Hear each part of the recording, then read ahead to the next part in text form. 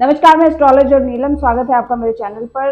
रेवती नक्षत्र में शनि महाराज का गोचर होने जा रहा है। शनिदेव का ये गोचर आपके नेटल चार्ट में कौन से ग्रह के ऊपर से होने जा रहा है, इस पर चर्चा कर रहे हैं हम। अगर रेवती नक्षत्र में आपका सूर्य विद्यमान है तो किस प्रकार से इस ट्रांजिट का असर आपके ऊपर रहेगा, उसके बारे में चर्चा करेंगे। रेवती नक्षत्र का जो सिंबल है वो एक मृदंग का सिंबल। ये बताता है कि किस तरीके से एक यूनिवर्स से दूसरे यूनिवर्स की जर्नी तय करती है। एक टनल के रूप में भी इसे देखा जाता है, या एक रेलम से दूसरे रेलम जाने की के रास्ते के बारे में बताता है। इसके देवता के अगर हम उनके कैरेक्टरिस्टिक्स देखें तो कुषाण देवता हैं इनके, वो भी बताते हैं कि किस तरीके से एक बड़ा सर्कल खत्म होने के बाद, एक विकास का एक सर्कल खत्म होने के बाद पुनः नवजीवन नवसृजन का जब समय आता है, तब ये नक्षत्र जो है वो एक्टिव होता है। तो अब करंटली टाइम फ्रेम जो ग्लोबली चल रहा है उसमें आप देखोगे कि बहुत सारी ऐसी कंट्रीज जो विकसित हो चुकी हैं, जिन जिन जिन कंट्रीज में अब जो जो विकसित देशों में आते हैं, जिनमें अब कहीं भी और चेंज की आवश्यकता या बड़े विकास की ज़रूरत नहीं है, वो जब विकास एक स्तर पर आकर रुक जाता है, तब जो समय आता है वो आता है डिस्ट्रक्शन का, संहार का, नवनिर्माण का, नवजीवन का। तो इसी प्रकार से कुछ ये नक्षत्र जो है वो इंडिकेशन देता है। सैटर्न का ट्रांजिट जितनी भी समय तक इस नक्षत्र में साइन में रहेगा, डेफिनेटली बहुत सारे चेंजेस होंगे। बॉर्डर्स, जो सीमाएं हैं वो पुनः निर्धारित की जाएंगी।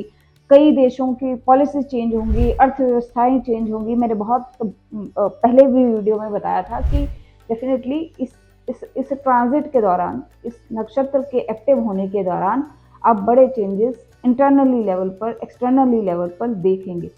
अब जिन भी जातकों का सूर्य रेवती नक्षत्र में है, सूर्य जो देवता है वो ग्रोथ के देवता हैं। आपके ओज के बारे में बताते हैं, शरीर के बारे में बताते हैं, इम्यून सिस्टम, आपका फादर,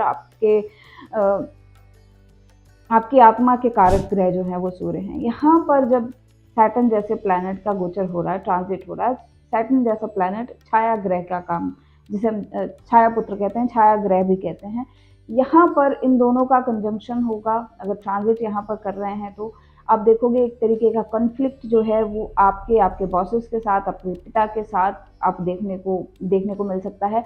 आत्म मंथन का ये समय है। अपने रिसोर्सेज को, अपने आपकी आपकी जो पोजीशन है उसके अलावा हट के आप क्या हैं, स्वयं को जानने का समय होगा, खुद को इवेल्युएट करने का समय होगा। आपकी इवेल्युएशन की जाएगी, आप कितना प्रेशर झेल सकते हो, आप जिस पद पर हो उस पद के लायक भी हो या नहीं। तो इस तरीके के कुछ चैलेंजेस जो हैं वो इस ट्रांजिट के दौरान आपको देखने को मिलेंगे। सन अगर ऑलरेडी रेवती नक्षत्र में है, ऊपर से शनि महाराज आकर आपके आत्मबल को पूरी तरीके से झकझोर देंगे। आपका कॉन्फिडेंस लेवल जो है वो शैटर होगा, या फिर ऐसा भी हो सकता है कि इस प्रेशर में आके आपको बहुत ज़्यादा काम ऐसा करना पड़े जितनी आपकी कैपेबिलिटी नहीं रही है, या जितने आपने सोचा भी नहीं होगा, उससे भी ज़्यादा पोटेंशियल जो है वो आपको यहाँ पर निकालना पड़ेगा। आपको चैलेंज दिए जाएंगे, टास्क दिए जाएंगे, वर्क लेवल पर, प्रैक्टिकल लेवल पर। आपका हो सकता है ये टाइम पीरियड हेल्थ वाइज भी बहुत अच्छा ना हो, हेल्थ पर भी इसका इम्पैक्ट देखने को मिल सकता है। बट ये पावर और पोजीशन का टाइम है। यहाँ पर अगर आप अच्छा परफॉर्म करते हैं, अच्छा कर्म करते हैं, अपने सारे स्किल्स को अच्छे से डेवलप कर परफॉर्म करते हैं, तो ये पोजीशन भी देने वाला ये ट्रांजिट है। क्योंकि सैटर्न और सन की जो कॉन्फ्लिक्ट है वो पोजीशन और पावर का ही कॉन्फ्लिक्ट है। यहाँ पर हर किसी को अपनी इंडिविजुअलिटी दर्शाना, बताना और अपनी सत्ता स्थापित करने की एक जो होड़ है वो रहती है। यहाँ पर सन जो है पहले से ही एक स्ट्रॉन्ग पोजीशन पे रहता है।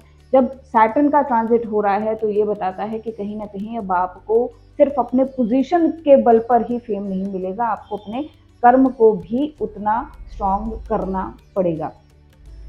यहाँ पर मैरिड लाइफ के लिए ये जो ट्रांजिट है वो इतना अच्छा नहीं है। 12th हाउस जो है वो शैया सुख के बारे में बताता है। पाइसेस जो साइन है वो बेड कंफर्ट के बारे में बताता है।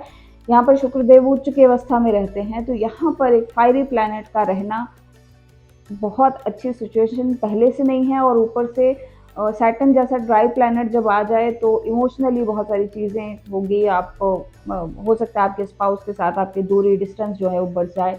आपको अपने फादर के कारण या जॉब के कारण ट्रैवल करना पड़ सकता है। ट्रैवलिंग इस साइन का मेन जो एक कोर है वो है। यहाँ पर ये ट्रैवल फिजिकल लेवल पे भी हो सकता है, ये ट्रैवल मेंटल लेवल पर हो सकता है, स्पिरिचुअल लेवल पर हो सकता है। जो लोग अध्यात्म के एक स्तर पर पहुंच चुके हैं तो वो ये बात समझते होंगे कि जब आपका आप आत्मिक या ध्यान के रूप में जब आप कहीं दूसरी यूनिवर्स या दुनिया में ट्रैवल करते हैं तो वो एक अलग ही एक्सपीरियंस होता है। डेफिनेटली ये टाइम पीरियड जो है वो अनोखे अनुभवों के लिए बहुत ज़्यादा अच्छा है। अच्छा, आपने बहुत सारे लोग ऐसे देखे होंगे जो कि आपको इमेजिनेशन वर्ल्ड में ले जाते हैं। तो सूर्य अगर आपका रेवती नक्षत्र में है तो इमेजिनेटिव तो आप होंगे ही, क्रिएटिव माइंडसेट होगा आपका। आपको वो सब कुछ विजुअलाइज आप लोगों को करा सकते हैं जो कि जो हकीकत से बहुत दूर है, जैसे कि हम फिक्शन मूवीज में देखते हैं। तो इस तरीके के कुछ काम में इंटरेस्ट होना या इस तरीके के कुछ काम को करना, उसकी तरफ भी रुझान हो सकता है। या एक अपने ही आप बबल में रहने वाले हैं, अपनी ही इमेजिनेटिव दुनिया को अब आप प्रैक्टिकल रूप में लाना चाहेंगे। मान लीजिए आपने कोई एक बहुत सुंदर सा ऑफिस इमेजिन किया है, आपने कोई घर इमेजिन किया है, आपने कोई जॉब इमेजिन की है, अब उसके ऊपर कार्य करने का समय आ गया। तो ये ट्रांजिट इसके बारे में बताता है। सूर्य और शनि के इस कंजंक्शन के बाद अगर इसको इसकी शुभता अगर आपको बनाए रखनी है तो आपको चाहिए कि आप रोज़ाना अपने पिता के पाँव हाथ लगाएं। आपके फादर जो हों, आपके बड़े बुजुर्ग जो हों, आपके बॉस जो हों, उनके साथ व्यवहार अच्छा रखें। इसके साथ ही आपको चाहिए विष्णु सहस्त्र नाम का जाप करें, बहुत ज़्यादा लाभ मिलेगा आपको। अगर स्वास्थ्य से संबंधित दिक्कत इस ट्रांजिट के दौरान आपको शुरू होती है तो ये था सूर्य के ऊपर ट्रांजिट का असर जो कि सैटर्न महाराज रेवती नक्षत्र में करने जा रहे हैं। तो अगर आपका सूर्य है तो आपके ऊपर ये प्रेडिक्शन जो है वो काफ़ी सटीक जाएंगी। इन सब चीज़ों का आप ध्यान रखिए। बाकी ग्रहों पर इसका क्या असर होगा उसकी पर चर्चा हम आने वाली वीडियोस में करेंगे। तब तक के लिए धन्यवाद।